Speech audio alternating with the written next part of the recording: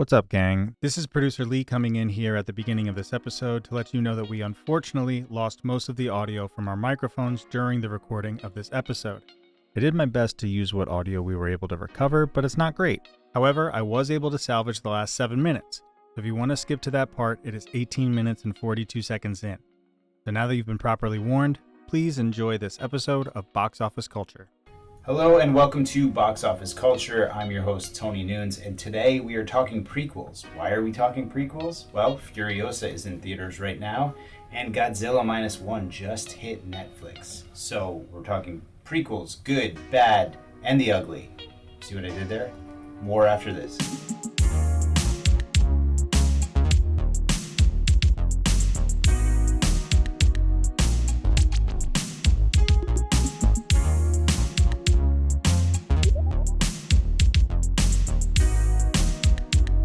Joining me today, as always, co-host, producer, Leon Metzger. Leon is not my name, it's just Lee, but here I am, producer Lee, back. All these years. Back after... Damn. I used to tell people that my name was Leonard when I was worried that I wasn't interesting enough. It's just Lee. L-E, not short for L-E, anything. no, Lee Byron. Lee Byron Metzger. Is that really your middle name? Mm-hmm. And your parents grew up in the rural South? Yeah, we grew up in Missouri. Well, there you go. I was named after Lord Byron because of my club foot, which is actually a hoof, but... All right, moving on from this conversation, because I don't know what's real anymore. This is a problem I frequently have. Reality. Derealization. Yeah, exactly. So we're talking about prequels today. Because it's summer movie season. Our last episode we talked about summer movies and what they mean, and we said the first big summer movie of the year is Furiosa, the prequel to Mad Max Fury Road, talking about the character of Furiosa, played this time by Anya Taylor-Joy. We saw this movie last week. We're going to talk a little bit about that, and then something amazing happened. Godzilla Minus One. We tried to get that movie here at the United Theater, and we're not able to get it. We've all been dying to see that movie, especially after it won the Visual Effects Oscar, which was a big surprise. First time Toho Studios has ever won any Oscar. And it finally is out of nowhere, just surprise, boom, hit Netflix last week.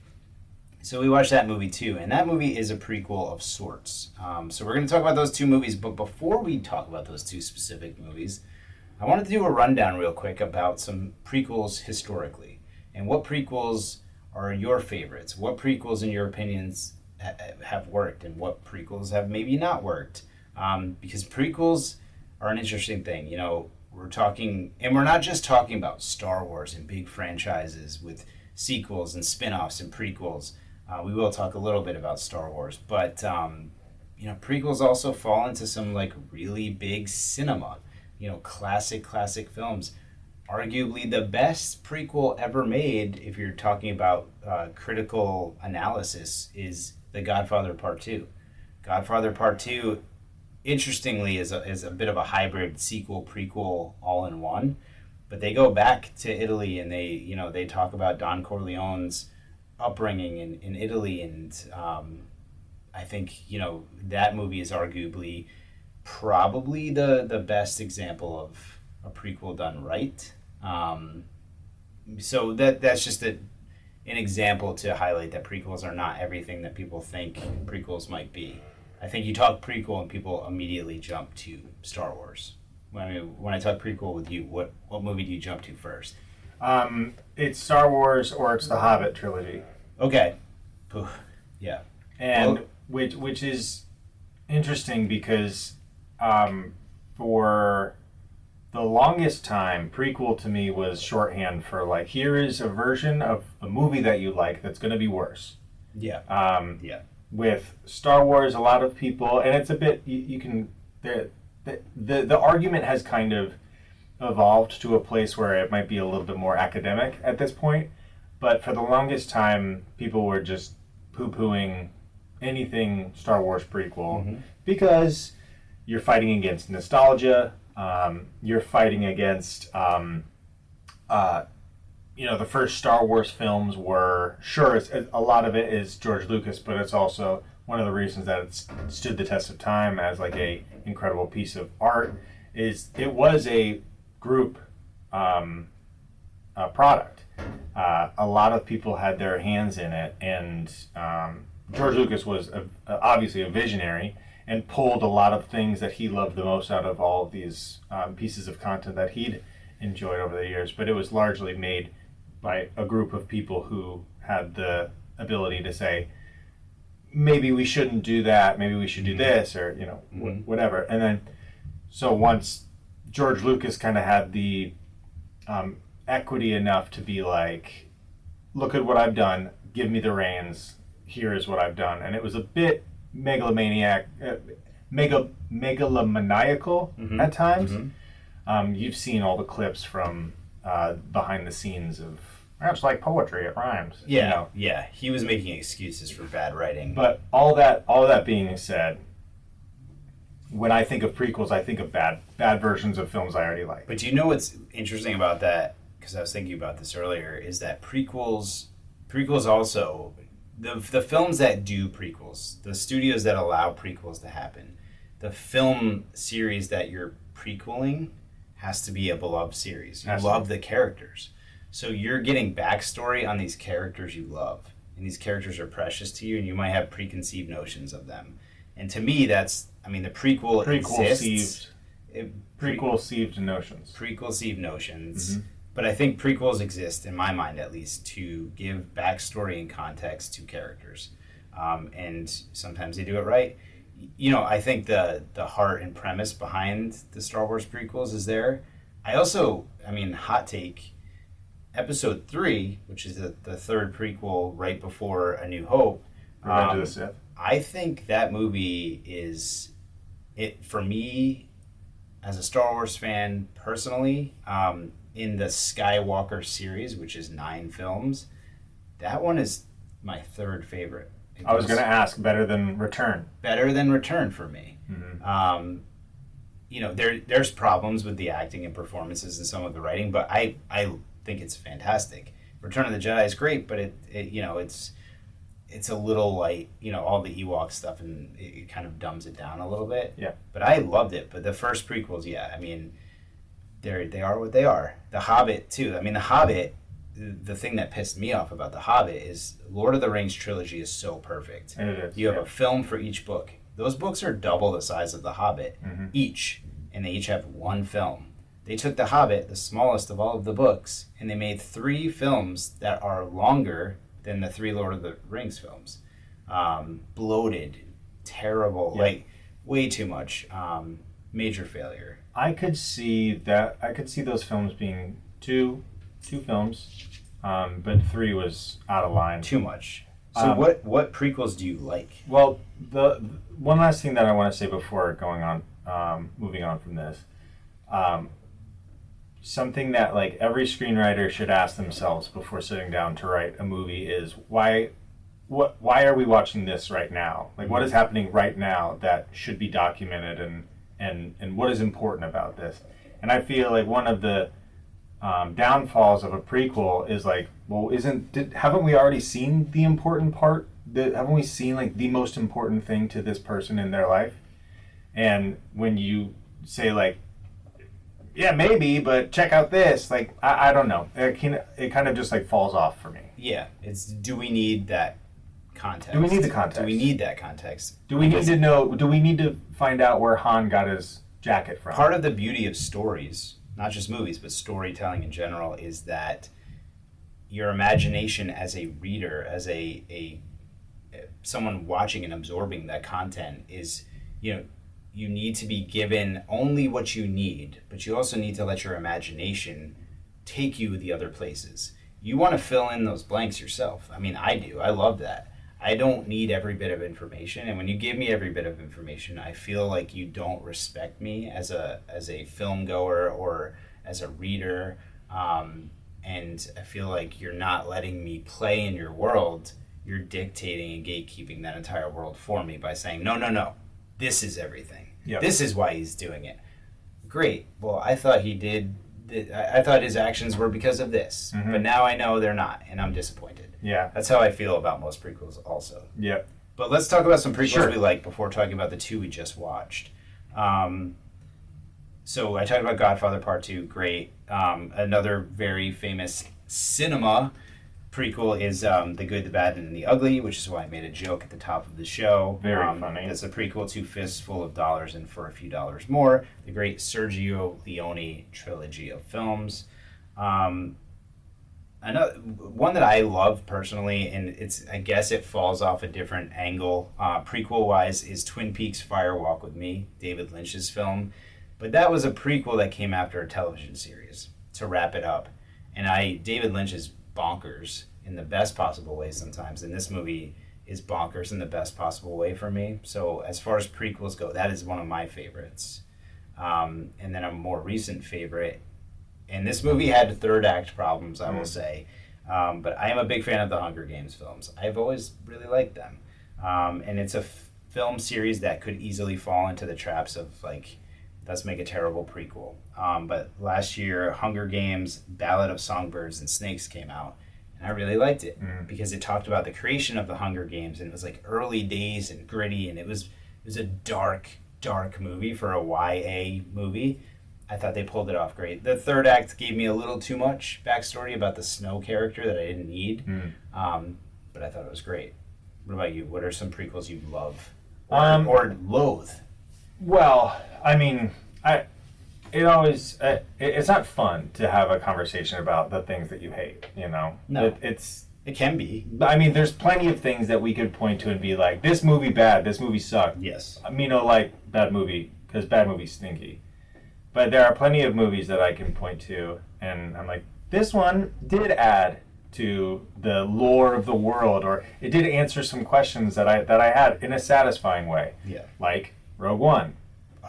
Yeah, Rogue One. Easily the best, and well, my opinion is that, and I don't think I'm the only one with this opinion, but for me, it's easily the best prequel of the Star Wars films. Yes, hands down. Talked about, and then Andor is an incredible prequel to Rogue One. It's like we're going deep down the prequel rabbit hole, but no, we're not going to talk about TV shows. Yes, because I just wanted to note that. Andor, I just watched the first episode of The Acolyte. Thought it was a very good first episode. Looking very much looking forward to watching episode 2.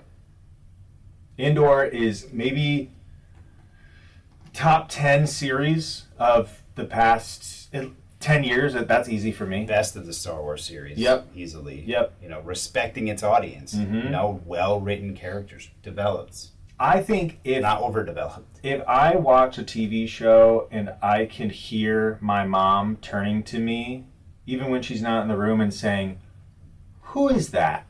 Yeah. And I'm like, this is a good TV show. Yeah, 100%. Because it's like, you don't need to know. Trust that the TV show will tell you. Yeah. Eventually. And it's cleaned up some of the Star Wars lore. You know, the original Star Wars prequel trilogy, not great, but it's being cleaned up a little bit by some of these shows. Yeah. Some of them. And then another one is Casino Royale. Yeah. I think. Great. That's a great pick. Another, because that one was an important film for the series in general. People had really turned from the late stage Pierce Brosnan 007. Which got really silly. It got super high camp with invisible cars. Space lasers. Yeah. Space lasers are that's forgivable. Space lasers are a staple. That's a James Bond staple. That's right. And then Daniel Craig, brand new, the retro futuristic feel of it. I thought it was fabulous. It's a great movie. What'd you think of Wonka last year? I didn't see it. Okay. I thought it was very good as prequels go because it's a musical. You know, it's a little backstory on Wonka, but not a lot. It stands alone as a film. All right, well, let's dive into the two that we just watched. Yep. Let's start with Furiosa because Furiosa, I read some reviews from some very picky critics, and they said Furiosa might be the best prequel they've ever seen. I loved it. I thought it was great. I don't think it was the best prequel I've ever seen. That's Best prequel they've ever seen. Yes, and these That's are a like big statement. picky critics, but I did love it. I loved having some of that backstory. I was worried, like, do I need the backstory of Furiosa? And turns out, yeah, I kind of enjoyed having that. Chris Hemsworth was insane and amazing in that movie as well. But I thought they built the world out, the Mad Max averse. They built out in a way that I think all of the other films have not. They've all been a little more self-contained, and this one was wider. This one started out with a zoom into Australia from space. So it's really like, here, this is where we are. We're centering you, and we're telling you exactly where you are, and we're going to build the world now. So I thought George Miller did a really good job. I'm sometimes wary of, especially in this like super hyper capitalist consumerist culture, of like, I'm going to make a product solely that it can be sold and solely that it can sell other products. Yeah. Which a lot of prequels are. Yeah, for sure. And we get really good stuff out of that sometimes. Furiosa, fabulous movie. I was super happy with it. Yeah, it was really good. It did make me wonder, are we seeing this because it's an important story to tell to this character, or are we seeing this because it spells dividends for shareholders? Well, and it's not spelling the dividends they thought it was. It's certainly not. But if like I don't need to know, and it doesn't. Nobody needs to tell me, as long as the product is good. Yeah. And if the product's good and it's making people money, then very good. And it was entertaining. A little too long, in my opinion, but I come down hard on the film length. All the time. I didn't think it was too long. I thought it was at breakneck pace. It was breakneck pace. Yeah. I mean, it had everything you wanted from the other films, but it delivered. Let's talk about Godzilla. Now, have you seen Shin Godzilla? I have seen Shin Godzilla. Okay. So I have too, but it was years ago. So here's the thing about Godzilla. Godzilla's such a fractured This could franchise. be a whole episode just talking about Godzilla. We could talk about all the Godzillas. So Godzilla Minus One, which Godzilla Minus One means, it's the prequel. It's a really clever title for a prequel. So that it has that going for it. I like that. But it's, as far as explaining what it's a prequel of, it's really not simple to do, because if you, like the first Godzilla film, Godzilla's new to that world and nobody has known. This prequel sets the table for, like, Godzilla was here right after World War II, and people knew because he destroyed entire cities in this film. So it is a prequel in spirit, but it's not a prequel that fits cleanly into any of the Godzilla timelines from the films. I have to say, though, I think for me, this is like, I need to like sit with this more. I just watched it last night, but this might be my favorite Godzilla movie. Is this a reboot and not a prequel? It could be. Toho was not able to make Godzilla movies for a while because they licensed it out to Legendary Entertainment for the new American versions. Like, we just had a new Godzilla King Kong movie that just came out in March. But then they were able to start making these again. I think Shin Godzilla came out in 2016. They weren't allowed to make another Godzilla until now. Godzilla Minus One was that, and I hope, honestly, that it is the start of a new franchise or a new direction, because the Toho movies a lot of them are cheesy as hell. Mm-hmm. They're fun to watch. They're campy. Godzilla 1 is a great movie, the original Godzilla. But I thought the setting of this right after the war, everyone in Japan is angry with their country. Mm-hmm. They feel like they were mistreated because they were. It touches upon so many things I've not even seen a Japanese film touch upon. It is deep in emotion.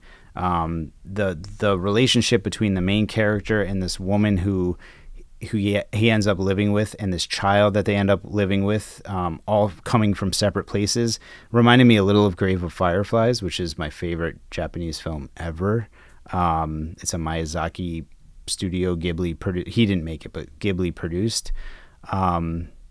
it's just the setting of this movie, the respect of the culture and coming out of the war, and how Godzilla is such a metaphor for so much, and the effects were amazing.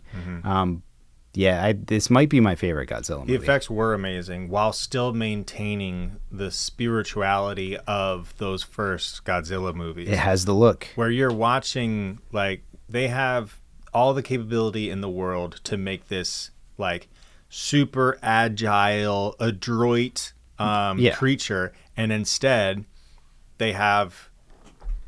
He's stiff. Granted, it's not a man in a suit. He doesn't really move his head back and forth. Yeah. But there's also like a viciousness to this version of Godzilla. When he shoots fire, it's nuclear. Devastating. Yeah. Yeah, it is it's pretty it's like scary. A couple times I checked in with myself when I was watching this movie, and I realized my jaw was like... Yeah.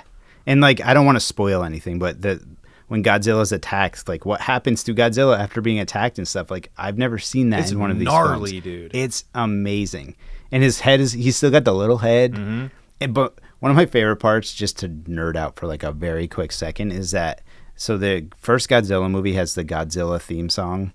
And then, but then there's another theme song that came out called the Godzilla March, and the Godzilla March I think was in the Godzilla Mothra movie.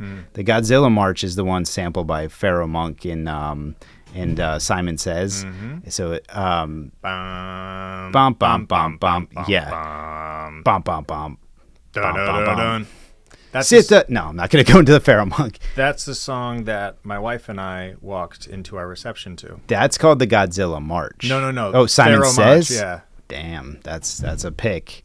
It's a great song, but I heard it and I was like, that's the Godzilla theme.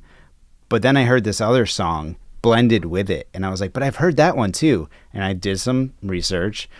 The Godzilla March premiered with Godzilla Mothra. That's the Pharaoh Monk one. The other one, which is more whimsical and sweeping, is from the original Godzilla. But they blended the two in a way that was... It felt like a celebration of Godzilla, and it felt like a rebirth and a respect. It felt like, hey, we respect Godzilla. This is something that is so deep and rich in metaphor that it can be so much more. So we're going to make the best film possible with it, and possibly one of the best films to come out of last year. I enjoyed the hell out of this movie. Yeah, I thought it was awesome. The messaging of, like, your protagonist is a kamikaze pilot. Oh, it's amazing. I feel like, and this is probably a bigger conversation as well, but I feel like a lot of times people are afraid to make their protagonist kind of irredeemable at the beginning of a movie or beginning of a TV show. Like, we just saw this with the Fallout series with the guy who was playing the member of the Brotherhood of Steel, and he is a piece of garbage. Like, he's a coward, and he's like opportunistic and gross. And eventually, I mean, I don't think he comes all the way around, but he develops enough that, like, you find yourself rooting for him in one way or another at the end. And this protagonist in Godzilla Minus One started off reprehensible. Definitely. And then through his own coward. And a lot of how he was portrayed was also internal. It's a lot of internalized guilt. Yes. Guilt. And, no spoilers, but I love his arc journey. is amazing. I got teary-eyed in this movie, and I don't think I've ever gotten teary-eyed in a Godzilla movie before, so they wrote the characters well. There's also a couple of lines in this about, like, protecting the young generation and protecting the future. And I thought that theme was super resonant. And I thought that theme for prequels is really resonant as well, because the idea of, like, the things in the future happening because of the way people protected the future in the past, and pointing to that in a sequel is, like, really an interesting idea. Yeah, I loved it. Yeah, me too. Loved it. So let us know what your favorite prequels are. Comment. We'll read it on air next year. Next year. We're done. This is the last podcast of the year. No, next week when we do a podcast, if we get any of these, we'll read it. And we hope we do. We normally don't. But yeah, Furiosa, check it out. Godzilla Minus One, definitely check it out, and let us know what your favorite prequels are. Next week we'll be back and we'll be talking about our origin stories in the prequel to Box Office Culture, called Box Office Uncultured. It's a new spin-off series started on the United Theater Podcast Network. That's not true. All right. Thank you, Lee, for joining us. Thank you for having me. Us. I'm going to refer to myself now as a multitude of personalities. Thank you for joining the podcast. All right. That's our sign. Until next time, this is Box Office Culture. Thanks for listening. Bye. All right, cool. We did it. Yeah, such a good fucking movie. Hello.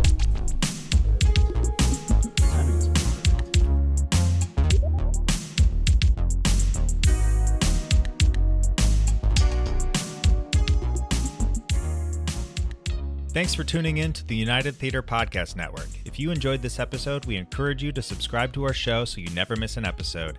And if you could take a moment to leave a review, we greatly appreciate it. Your feedback helps us create content that you love. So hit that subscribe button and leave us a review, and we'll see you on the next episode.